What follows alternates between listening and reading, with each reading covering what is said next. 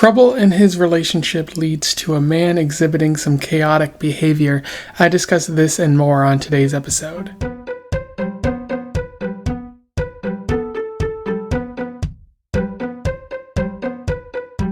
Welcome back to Around the Weird, a booktube channel where I talk about all the unusual and out of the ordinary literature that I've found in my travels. Today it is Short Story Tuesday, so I wanted to focus on an interesting short story that I've encountered, as well as Black History Month. So I wanted to talk about a Black writer that again has also interested me. And today's short story is all about a protracted end of a relationship between two gay men. I am referring to This Man and Me by Guy Mark Foster, which was published in 2013 in his short story collection, The Rest of Us. For those who don't know, Guy Mark Foster is a Black American writer who has been writing for the past 15 or so years. They only seem to have like one short story collection to their name, which is this, and then their other stories were published in journals and magazines and stuff like that. They also teach, which is interesting. I should note that they've won a number of awards, Lambda Awards, which means that that Guy Mark is somewhere in the LGBT spectrum. I would speculate that he's gay, although I haven't found evidence to suggest that online yet. But it's just interesting because this is not the first author this month. I think there's been a couple who I've talked about who are LGBT in some way. I just think that's fascinating because I didn't set out this month to talk about gay Black men, but it seems to be that I'm talking quite a bit about gay Black men. But, it's important to talk about, LGBT individuals, wherever you can find them. And I'm just glad that I'm finally getting a chance to do this outside of June. It seems, I purposely seek LGBT writers outside of or in June, but it's hard to find them outside because, I'm not seeking them out purposefully. But here, I accidentally stumbled upon a number of them in my search for Black writers. But, make of that what you will. But without further ado, let's talk about This Man and Me I'll do a summary, a little bit of analysis, and then we'll move on from there. So This Man and Me focuses on an unnamed narrator who is a young gay man, and he falls in love with a young actor, and they have a pretty, I would say, intense sexual relationship at first, and they develop feelings for one another. The unnamed narrator hears that the actor is going to travel to a new city, doesn't want to break up their relationship, and so they travel with them to this new city. But this new city is different from where they were living before.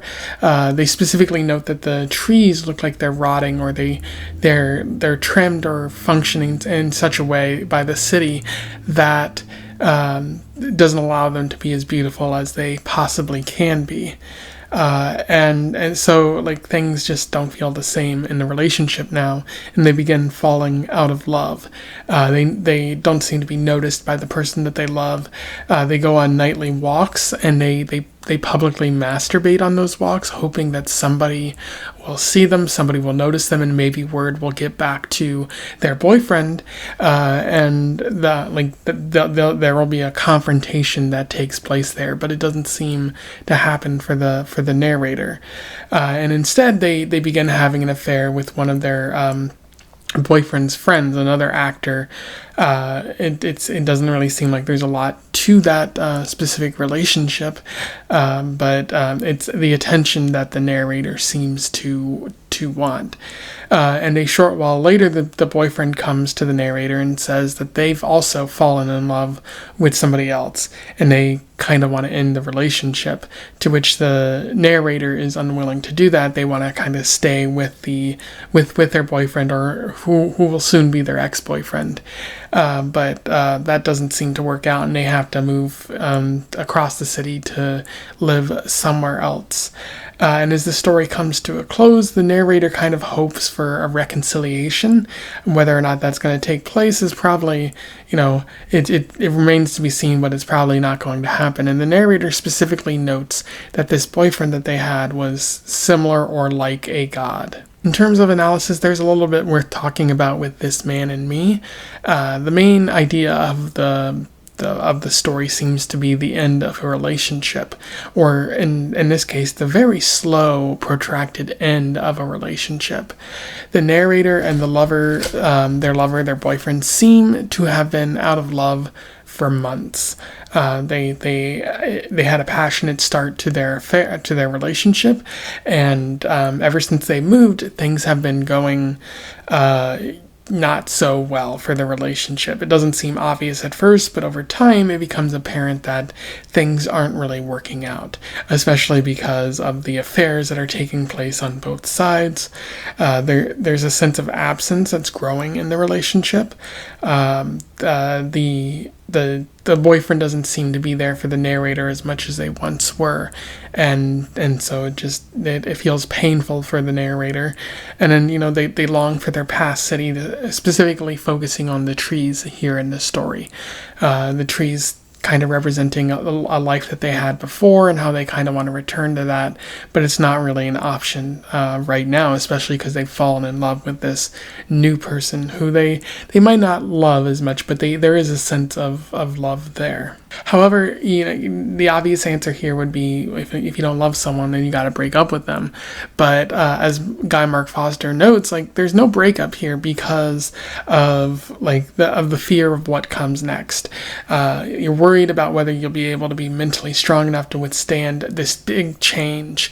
You've been with this person for quite some time, and you're afraid that when you break up with them, you won't be strong enough to handle it.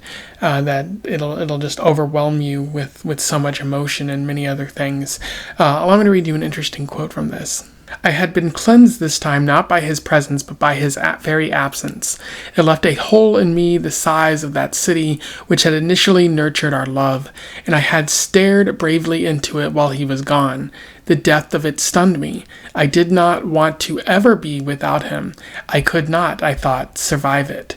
And that's just a really interesting, quote from this story, because you're kind of realizing the frustration with the absence, hating it, not liking it, but looking deep inside yourself and seeing that when he's gone, there will be a huge hole in your heart, in the depth of it, as they say in that passage. That's overwhelming. It's gonna hurt when that's missing. A lot of times people leave a huge impact in your life, and when you take them away, you see that huge impact, and you kind of forget who you were. And there's a whole lot of things there in that aspect. You can go on for a while talking about the act of recovering from a breakup and the mental and physical impact that it might lead on you. We don't necessarily have time for all of that here, but it's just that's the reason why there isn't a breakup. It's because that the impact of breaking up, the struggle of it all is just too great. And they eventually do break up, and it seems like a relationship that wasn't really destined to work out. And so at the end of the story, the narrator wants a reconciliation, and he might say, well, the reconciliation doesn't really make a lot of sense because of all the problems in the relationship. But again, because of that impact that that person had on you, they are familiar to you. And a lot of people long for what's familiar. They long for,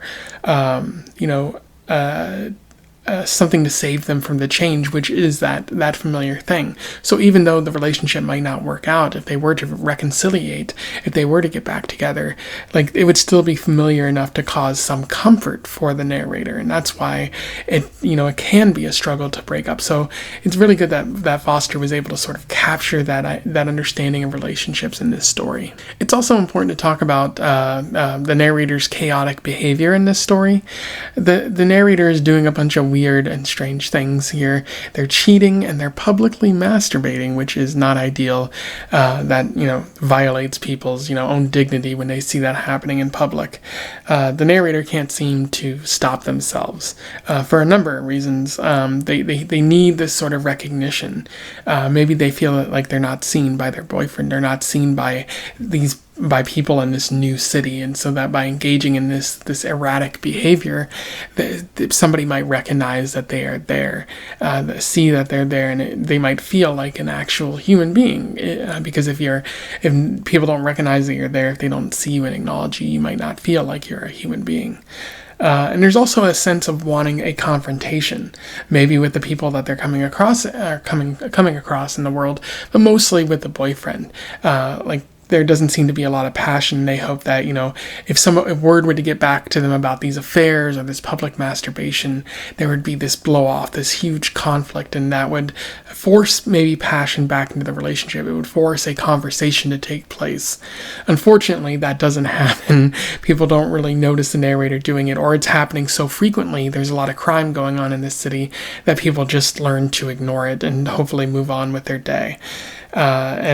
Again, because the narrator's boyfriend has sort of moved on at this point, has sort of fallen out of love too, there isn't going to be that confrontation. So I think Foster's just doing a good job of highlighting desperation here, that in our desperate moments, in our desire to get somebody to notice us, we might do some pretty weird and pretty awful things when you think about it. There are other things I like about this story, including the LGBT representation in this story. This is a pretty good gay narrative, but I do think what makes it work is that it doesn't need to be a gay narrative, it does need to be a gay narrative because that's the story that Foster's telling. But if you supplanted any other sort of sexuality or attraction in this story, it would still work, which I think is good. And I also like the melancholic tone that Foster is capturing, sort of a reflection of this relationship after the fact, maybe reflecting on those years that were particularly hard on you and all that you were going through, and sort of wanting some of that back, even though, again, the reconciliation probably wouldn't be ideal in this relationship. Anyway, those are my thoughts on This Man and Me by Guy Mark Foster, a pretty solid short story, which I will link to in the description. Let me know your thoughts in the comments below. I would love to hear from you and have a discussion about this or conversation if you want. Otherwise, don't forget to like, share, and subscribe so that more people can find out about this author or this short story if they weren't already aware of it before, or possibly this collection. But other than that, I wish you the best of luck in your weird and hopefully not slowly drawing to an end type of relationship travels. A lot of words there that don't necessarily make sense, but farewell.